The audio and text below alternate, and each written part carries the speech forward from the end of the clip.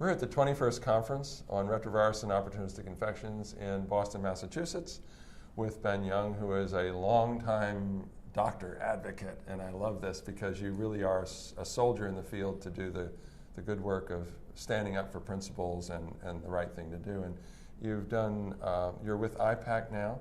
Give a little bit of more of a description about what your affiliation, how that works out. Sure. So I'm the Vice President and Chief Medical Officer of IPAC, the International Association of Providers of AIDS Care. We are an international nonprofit based in Washington, D.C., and my job is to represent the 20,000 or so members of our association in over 100 countries around the world to make sure that they have access to the most current and up-to-date information about HIV therapies, getting access to care, and really guided on the fundamental principles of health as a human right. So we have a very strong human rights aspect to making sure that the best medicines are provided with the best qualified and best trained and educated healthcare providers across the spectrum of care providers. I should also say that I am an adjunct professor at the Joseph Corbell School of International Studies at the University of Denver, where I really am very privileged to teach a whole generation of bright, young health diplomats. And you also have some practice there at this point. Yes, and I still remain an active clinical HIV doctor. I'm very proud to do that. I care for about 200 individuals in our little city in Denver. Right. Well, it's not so little. But the other piece of it is that I've seen you in action, trying to deal with some of the challenges in the former Russian Soviet Union bloc, and that's just overwhelming sometimes. I think it brings tears to your eyes when you think about some of the challenges, people being kicked out of spaces where they were able to be cared for and so forth, and the very specific issues that they have in those countries.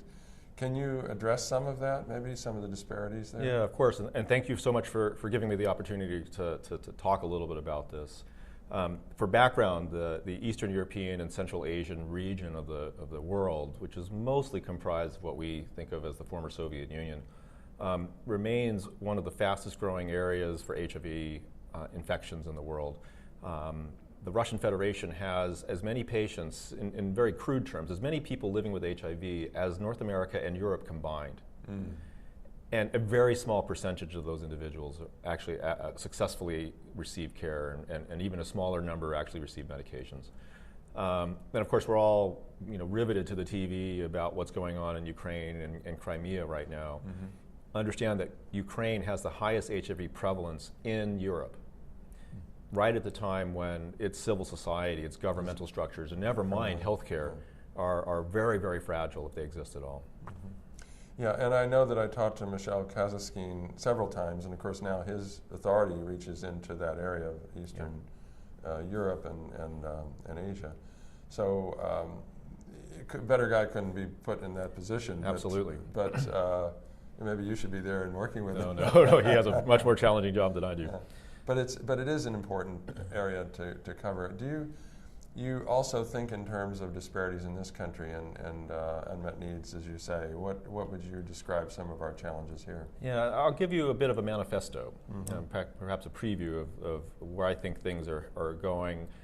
For so long, we struggled to find the molecules that become drugs, that become treatments, and so many people literally died advocating and participating in clinical trials to get us to the point that we have today. Mm-hmm.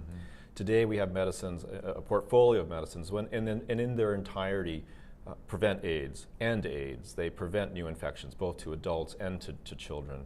And we understand the challenges in getting those medicines to people, but if we pull back to the basic principle that if you believe and subscribe to the idea that health is a human right, and therefore people living with HIV deserve access to life-saving health interventions as a function of human rights, then it becomes a way of orienting what we need to accomplish. So we have these tools, but we don't, as a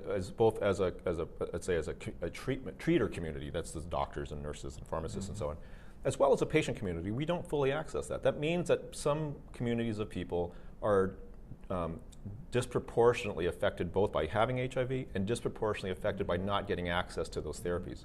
So this is true both in the U.S., whether we look at by regions, for example, in the south of the United States, where the epidemic continues to have incredible impact and people present with very late stage disease, or whether we talk about marginalized populations in Eastern Europe or in sub-Saharan Africa, whether we're talking about men who have sex with men, people who inject drugs, commercial sex workers, transgendered people, understanding that in many parts of the world, the very people who are at the greatest risk don't receive that life-saving human right.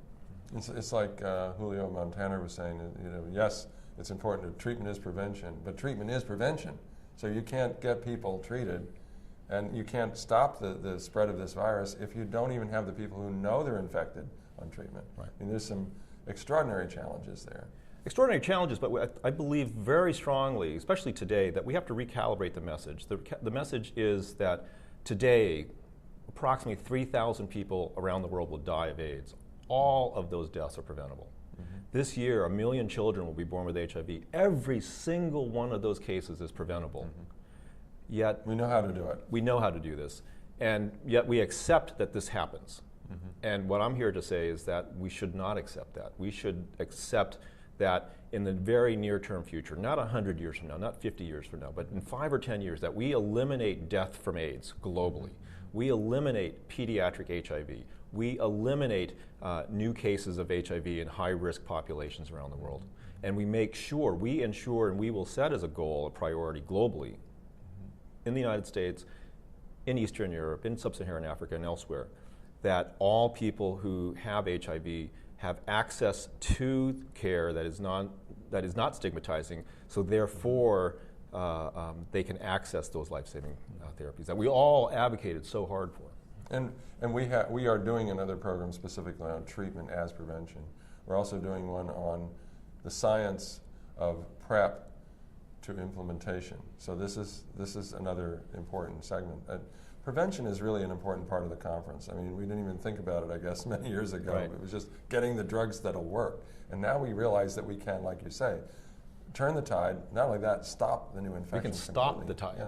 Yeah, stop it totally.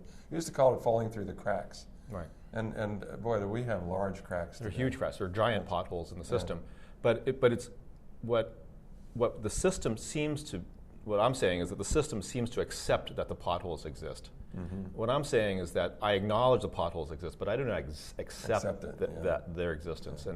And we really have to have that conversation in ways that isn't just rhetorical. Mm-hmm. Because again, the rhetoric, every day of rhetoric is another 3,000 deaths. Mm-hmm. And that's no longer acceptable. Right. Again, it's different today than it was in 1995. Yeah. Well, I'm really appreciative of you taking the time to visit with us here, because it's always an enlightening and activist experience. And there are activist doctors out there that I say activists because you're actively trying to change the world, not just fix something that's broke, but actually improving the possibility we don't have any more broken pieces laying around. It's just a sad thing, that the statement that we have, that you have to make today, especially in Eastern Europe. That's just terribly sad.